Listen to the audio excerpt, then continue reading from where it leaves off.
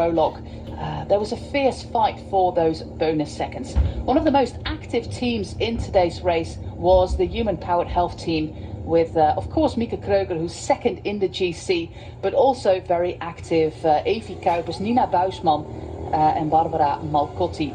Danique Braam was also one of the more active riders in that blue jersey of Cheval Mare. This is the leader in the red jersey, Agnieszka Skalniak. Very attentive, well protected as well by her Polish national team. Well, this is clearly not an intermediate sprint, but the next lap will be. And let's see if they include that intermediate sprint in this little summary. The Polish national team, and the names are Karolina Karysiewicz, Dominika Wlodarczyk, Kamila Mroz, Natalia Kreslak, Aurelia Merlo, and of course race leader Agnieszka Skalniak. The first sprint was won by Femke Marcus ahead of Jesse van der Bulk of the Le Col Wahoo team and Wlodarczyk, the youngster of the Polish national team. And then we had attacks happening all the time, actually. A little bit of peace and quiet. Some riders managed to return. Many riders did not make it to the finish line today, especially since the course was hard.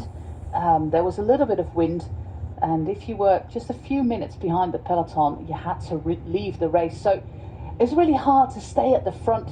Of course, it takes a lot of energy to be at the front. This is the second intermediate sprint. Raleigh Wollaston picks up 3 seconds ahead of Femke Marcus and Jesse van der Bulk, meaning that Wollaston moves into second place virtually in that general classification, just a second behind Agnieszka Skalniak. After all the sprints, there was a little bit of peace and quiet. Some riders recovering, other riders really in the red to make it back towards that first group. There was a lot of activity from the cyclocross riders, from the human-powered health team, and also we got a nice little glimpse of our new British champion, Alice Towers, who was very active at the front for the Le Col Wahoo team. They don't have a jersey ready just yet. She won the title on Sunday. They travelled to Belgium on Monday, so she still wears the podium jersey. You can see a nice little bit of adjustments to make it fit. It was a little bit bigger than Alice Towers is. This was a breakaway with Malcotti and Kuipers, with the riders from the cyclocross world, with Manon Bakker as well, Ellen van Looy, Danique Braam again, Susanne Meijstrock, and also Ilse Pluimers, and Alice Towers again. There she is. Beautiful posture on the bike, the 19-year-old, just overseeing what happens. The next lap is going to be a sprint lap again. And while this breakaway was the most successful one in terms of gaining time, they got about 12 seconds. They were also quickly brought back after the passage of the finish line with 28 kilometers to go. So we're preparing for the third and final intermediate sprint as we cross the finish line in the little town of Dutzele, which is actually Bruges, but the roadbook mentioned Dutzele.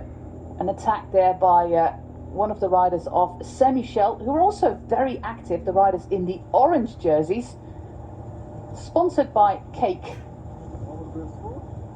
And this is Femke Marcus, arguably the most active rider in the race today, Coralie de Mee and Ilse Pluimers. A breakaway of 3 riders, and they went for the final intermediate sprint, 3 seconds there for Ilse Pluimers, meaning that in this lap, we're actually from the intermediate sprint at 42k to go. Ali Wollaston could just sit in the peloton, didn't interfere with the intermediate sprinting, because Ilse Pluimers picked up those final seconds that were available, meaning none of the other rivals for the top spot in the general classification, like Femke Marcus, could get the seconds the final time around. Well, final lap of this 111.4 kilometer long race. A little bit of conferring here at the front between the AG Insurance Next Year team, and then a sprint with Shari Bosshout and Ali Wollaston. It came down to the line, and we kind of missed it at the end, Danny, but Agnieszka Skalniak, who I deemed more of a climber than a sprinter, She's got the 4 seconds, got in third, and that maybe is the power of the leader's jersey. Yeah, she put in a really good sprint there, and obviously is extremely motivated to try and keep that leader's jersey. So yeah, I think it's still all game on for tomorrow because it's very tight at the top. Well, and tomorrow we go to Gerardsbergen with some of the famous climbs that we know from Omloop het Nieuwsblad and the Tour of Flanders. So join us tomorrow. We're on an hour earlier than today, 1 p.m. British Standard Time, 2 p.m. Central European Time. See you tomorrow, and on behalf of Danny Christmas and myself, José Been, thanks for watching. Tot morgen. See you tomorrow.